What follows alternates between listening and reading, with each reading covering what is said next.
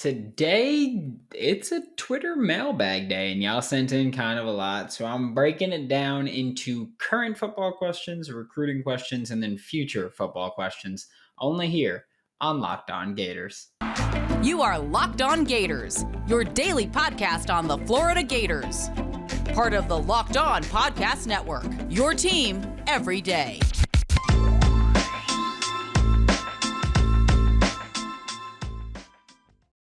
Hello, and welcome back to another episode of Locked On Gators, part of the Locked On Podcast Network, your team every day. Thanks for making Locked On Gators your first listen of the day. We are available daily and free wherever you listen to the podcast. Happy Tuesday.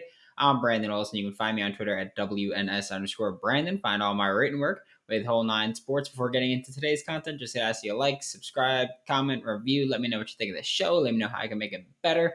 Also, I know it's Twitter mailbag day. I did get 2 basketball questions, but those are going to be answered later in the week because I just didn't have time to switch it up at that point.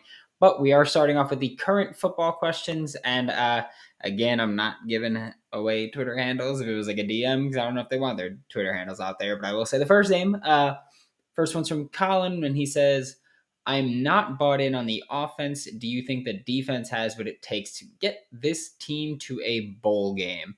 Um, Look, I'll say like I am a bit bought in on the offense, whether or not I think they'll be able to consistently do things week in and week out, consistently move the ball, consistently score points. Yeah, I'm a bit more bought in on the offense. I do think the defense will be lights out. I've been very open that I love what Patrick Toney and Sean Spencer are bringing to the table, both just as developers and as play callers and schemers, I guess would be the way to go about it. I think a bowl game should be the expectation this year. I'm not bought in on people saying that this Florida Gators team is not going to be as good as we initially thought, or it's going to be a bad team in general. I think that the offense is going to be relatively safe and that the defense is going to be aggressive, attacking, and just so smart. Where, yeah, I think opposing offenses are going to have a difficult time against this defense. And I think that this offense will be able to put up at least a couple touchdowns a week and kind of get this kind of just get points on the board here. I also think that the defense will bring this offense in good field position and make it a lot easier for the offense to be able to score more points week in and week out. So yeah, I think a bowl game should be the expectation. I think 8 to 9 wins is kind of the ceiling that I see here. So I guess it's somewhere between 6 to 9 wins is kind of how I think this season could work out for the Florida Gators. This is a DM from AAA. Did you see BGB's list about blowouts? Yes, I did. I did see it. It was Big Game Boomer is BGB. For those of you who don't know, and he puts out a bunch of lists all the time. And he put out a list, I believe it was last like Wednesday, where it was predicting the top 40 biggest blowouts in college football, and and the Florida Gators were on 6 of the games, if I'm not mistaken. And the Florida Gators were on the losing end of all 6 of the blowouts. And look, I mean, Prince Leoman Mieline was just like, this is stupid. And it's honest. It's just him being honest because, yes, I did see the list. I think it's ridiculous clickbait. And I think it's like it's just a horribly uninformed opinion to just say that all those teams are going to blow out Florida, because it was like Florida State and Tennessee that were going to blow Florida out. And look, there might be some games where it does happen to Florida, maybe 1 or 2 games where it'll be tough for Florida, but Florida State and Tennessee blowing out the Florida Gators. Okay, just you dumb. It's as simple as that, Big Game Boomer. That is one of the worst lists I've ever seen. But I get it. You know, you got to generate clicks somehow. Florida has a big fan base, so put Florida on the losing end there and just accept the barrage that's going to come your way just to create engagement. So I get it. It's stupid, and it's the worst way to go about growing your brand, but I get it. And then a DM from Alex, who Alex asked 2 questions in the DM, but you're only allowed to ask 1. Alex asked 2 questions in the DMs, but the other one is about recruiting. So we'll end this segment with this question, and then we will go to the recruiting question in the next segment, which again will be all about recruiting. But it's about, I mean, Alex just put strongest and weakest positions. So not even really a question, just like a request for what I think the strongest and weak positions are for this Florida Gators team. Strongest, I think, is secondary. I've been very open that I think this secondary is phenomenal this year. I think it's got a ton of top end talent and depth behind it. So I think secondary. If I have to get more specific, I'll say safety. I've been very open that I think I think the safeties here are great. Like, I am bought in on Rashad Torrance being one of, if not the best safety in college football. I am bought in uh on Trey Dean being an all conference safety. I think that's a reasonable expectation to have, especially when you look at how he's actually going to be properly used in this defensive scheme this year with Patrick Toney. Also behind them, Donovan McMillan, I'm bought in on. Corey Collier, I'm bought in on. Kamari Wilson, I'm bought in on. And Kamar Wilcoxon, I'm kind of bought in on. But I mean, if you're the sixth safety that I'm talking about, I'm cool with that. And also, yeah, I'm not the type to be just bought in on everybody, but when we're looking at safety, yeah, I'm bought in on safety. Weakest position, I'd probably say wide receiver. I don't think that Florida really has many weak position groups. I think it's just got a bunch of question marks. Actually, weakest, I'd probably say linebacker. As well as highly touted as they've been this spring. Yeah, I'd probably say linebacker. Ventrell Miller is, he's linebacker one, but he's a bit of a liability in coverage. DeJuan Black is someone who's lit it up all spring and in the spring game, but we haven't seen him play linebacker full time in an actual season. Derek Wingo, same thing. We haven't seen him play full time in an actual season. Everybody, we haven't seen them play full time in an actual season. And the only people that we have are Ventrell Miller, and we know that he's kind of a liability in coverage. And Amari Burney is someone that I am hard pressed to buy into Amari Burney this year, no matter how much they go, oh, it's a coach and a 30-year-old man. Like, he's great. And it's like, well, that he's still not great. I don't think so. I was thinking receiver because I was like, well, we have Justin Shorter is kind of the only guy that's proven there. Xavier Henderson has not really proven himself. He's a highly touted recruit, and I think he's good, but he hasn't proven himself. And then you've got Trent Whitmore, same thing. I don't think he's proven. Finley Graham is obviously someone who just moved to receiver, so I don't think he's proven. Marcus Burke, not proven. So I was gonna say wide receiver, but I'd probably say linebacker is more of a. I feel like receivers a lot of question marks. Linebackers a lot of, we know the top guys and we're not bought in on them, and then it's question marks after that. But we are about to get into the second segment where we're going to talk about all about recruiting. But first, a little word from our sponsors. Thanks again for making Locked On Gators your first listen of the day. We are available daily and free wherever you listen to podcasts. We're talking about recruiting for this segment, and this is a DM from Alex. Like I said, when I wrapped up the last segment, he sent in two questions. One is about recruiting. One is about just the strongest and weakest position groups on the team. Now we are talking about the recruiting one. And he said, which position does the coaching staff need to address the most in the 2023 recruiting cycle? And that one is a little weird because, I mean, not that it's a weird question, but it's a little weird for me to answer. I want to say front four, and I'm specifying front four because I want to make sure that it's very clear that I include the interior defensive line and the edge rushers. I can't say just defensive line because the edge rushers are going to be listed as outside linebackers and all that fun stuff. So I'll say front four because I really mean the 3 down linemen and the stand-up edge rusher, or the 2 down linemen and the 2 stand-up edge rushers, whatever combination it is. I don't care. But I'm going with the front four because I think right now, I've talked about this a ton, when you got interior defensive line, you've got Gervon Dexter, and then kind of a bunch of question marks that are going to be playing full time. I think that's a fair assumption to make, or not even a fair assumption, that's a fair assessment to make. And then when you look at the edge rusher, you've got Brenton Cox Jr., And then Chief Borders is someone that we all like, and Princely Umanmielen is someone that we all like. But even then, like if Princely erupts off onto the scene this season, we could see him go. Like that's what I mean. Where there's not a ton of guys where we know they're going to be here for a couple years, like we have at corner. Like we have a few guys where we love them at corner, and we know that they're going to be here for a little bit.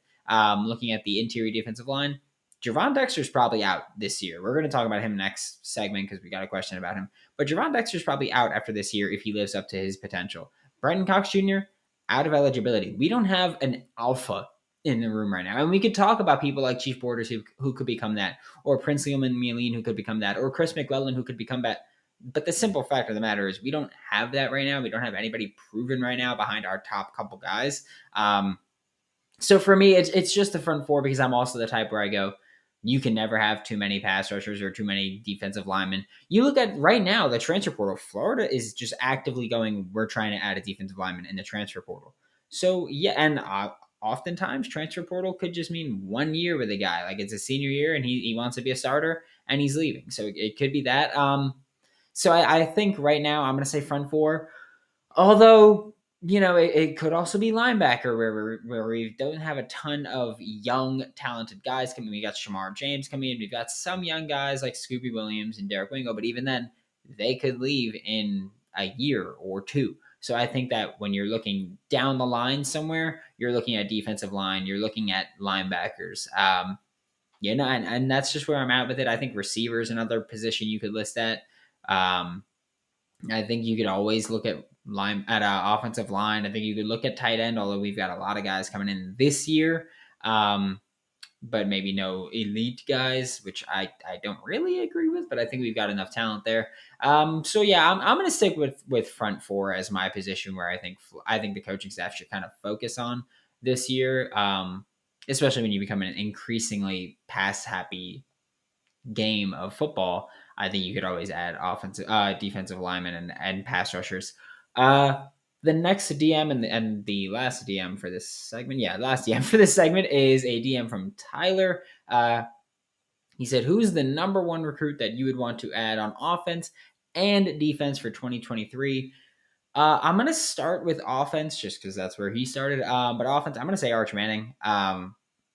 And I get it. A lot of you guys are going to hate that. I don't care how unrealistic some of you think it is when you go, we're not getting Arch Manning. Stop saying Arch Manning. Stop talking about Arch Manning. As long as Florida has a chance at Arch Manning, I'm going to say Arch Manning. And again, I don't care how unrealistic you think it is. Anthony Richardson could very well be gone after this year. And we have Jack Miller, which, great. Like, I'm fine giving it a whirl with Jack Miller III.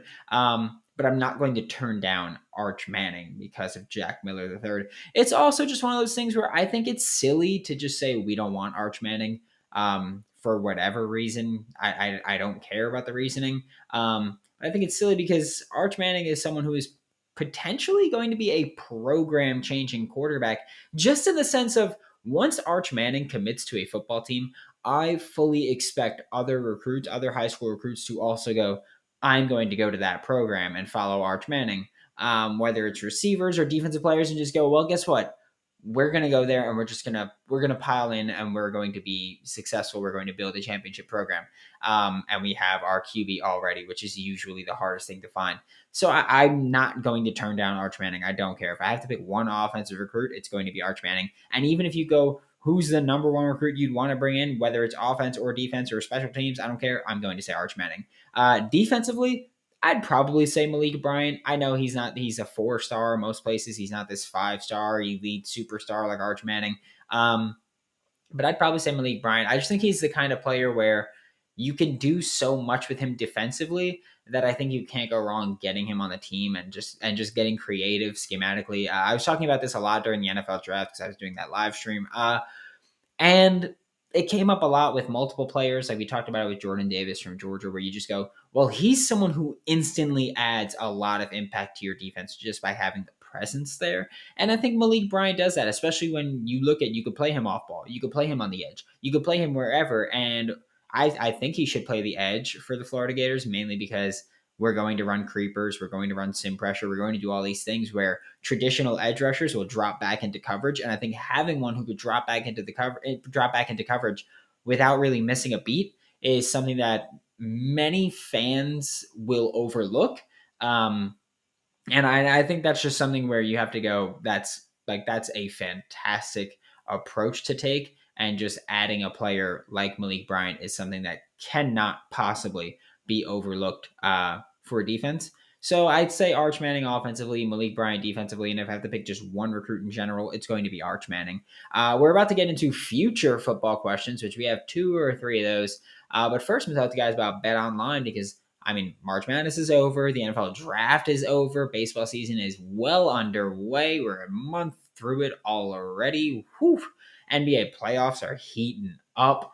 And BetOnline is where you should go to make some money off all that. It's your number one source for all your betting needs and sports information. I've been using BetOnline for years now, and I couldn't be happier. It's got so much, not just basketball, baseball, football, not even just sports. You got reality TV, award shows, politics, financials, whatever it is. Head to the website today or use your mobile device to learn all about the trends and action. I almost forgot to show my phone when I did it.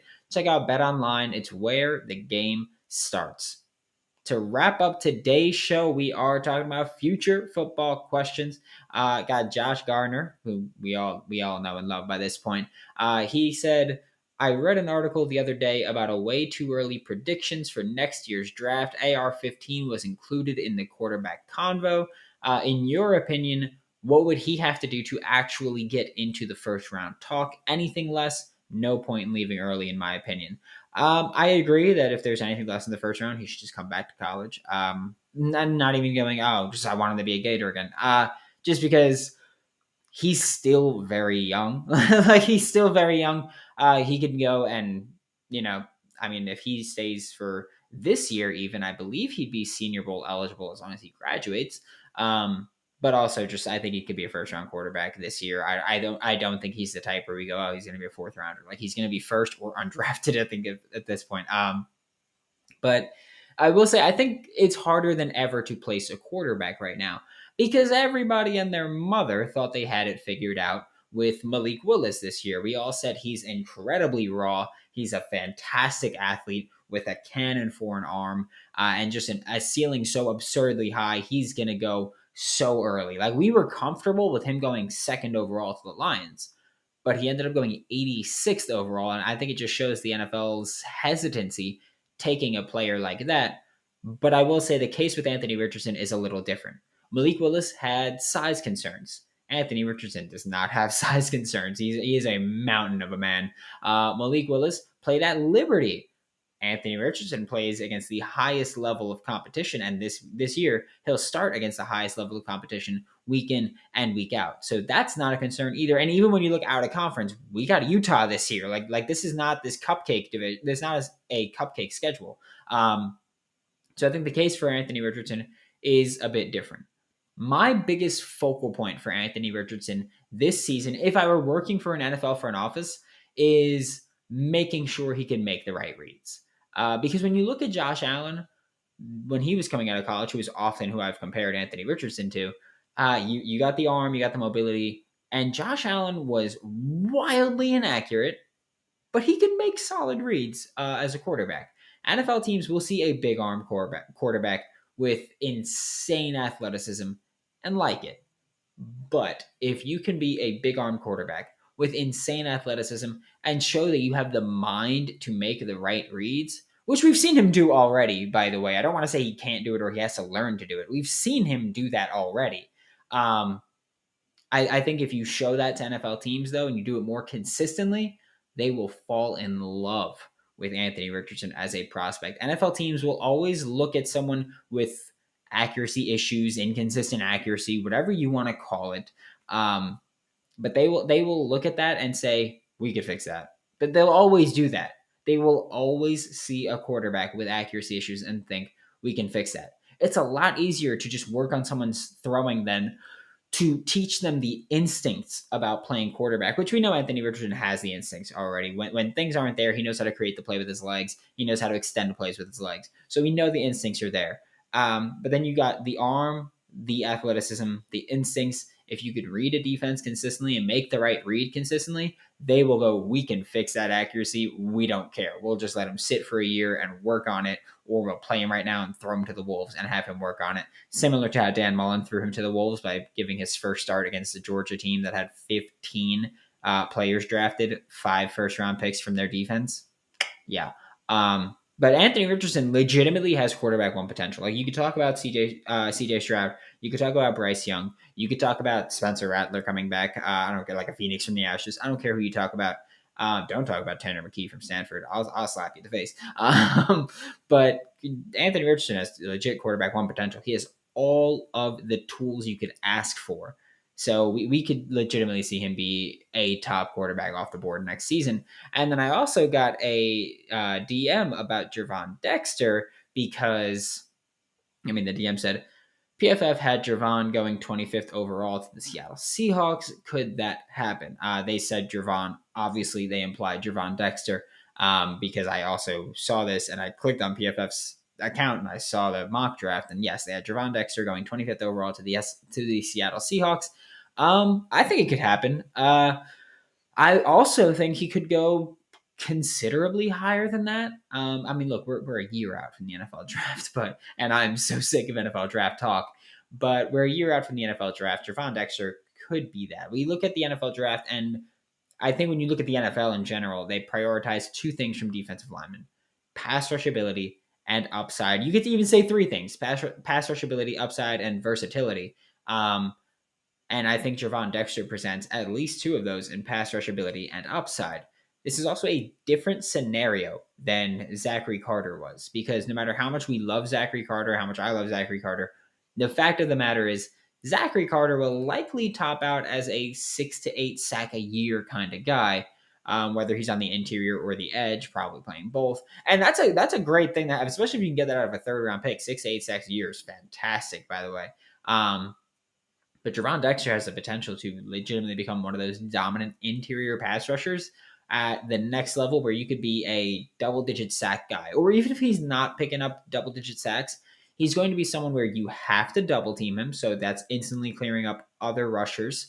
And if you don't double team him, he's at the very least going to push the pocket and kind of disrupt the quarterback. Because we always talk about quarterbacks stepping up into the pocket. You can't do that if there's an interior rusher coming your way. And Gervon Dexter can push that pocket and force that. So even if he's not picking up the double-digit sacks, he's going to get the hurries, the pressures, the knockdowns. He's going to disrupt offenses.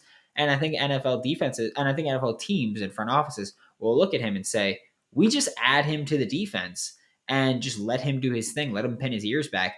And he's going to help create plays for not only himself, but for others, and help our defense to get off the field quicker, especially when you look at him in 3rd and long, and he just literally gets to just go, I'm going. Like, when he doesn't have to think about the run, he doesn't have to think about anything, he just gets to get up field and go. I think you're looking at someone who's going to be a 1st round pick for sure. I think Florida is going to have a good 2023 draft if things go even all right this year with our draft prospects. Thanks for making Locked On Gators your first listen of the day every day. We are available daily and free wherever you listen to podcasts. We'll be back tomorrow with more on your Florida Gators. Now make your 2nd listen Locked On NFL Draft. Ryan Tracy and former NFL cornerback Eric Crocker bring the NFL Draft to life every day with insight and analysis on college football prospects and NFL front offices. For Locked On Gators, I'm Brandon Olson. Don't forget to follow me on Twitter at WNS_Brandon. You can find all my written work with Whole 9 Sports. That is WHOLENINE Sports. And I will see you all tomorrow.